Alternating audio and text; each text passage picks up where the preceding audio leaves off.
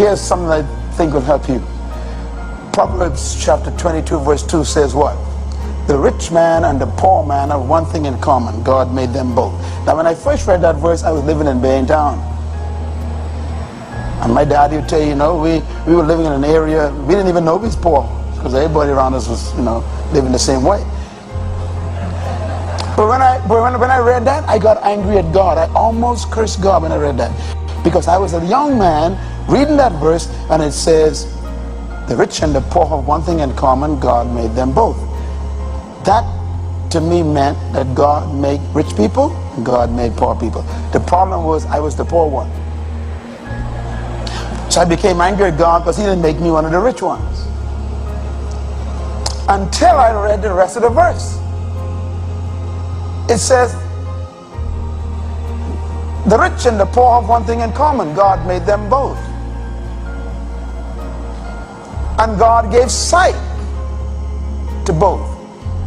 Now the last part blew my mind. When I did the research on this verse, here's the way it's written in the original Hebrew. God makes people. Some become rich, some become poor based on how they see. Let me say it again.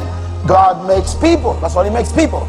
Some become rich, some become poor depending on how they see.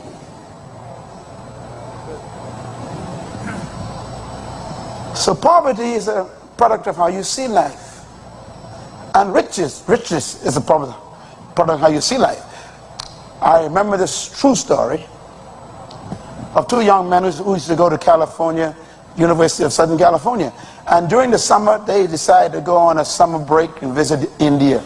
And both of them went to India, and they put their backpack on, the cut-off jeans, and they, saving up money to go to India, and they went to Bombay and Calcutta on these trains. These two young guys out of college, and they spent the whole summer in India.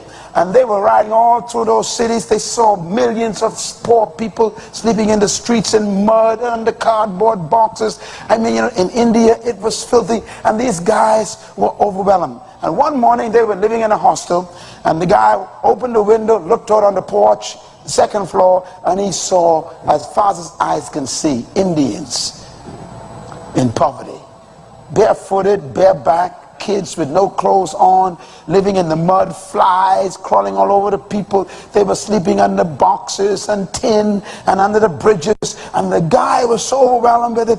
He says, man, he started crying. He says, gosh, man, look at the poor people, and they don't have any shoes on, no clothes, man. And his buddy came to the window. He said, yeah, man, wow.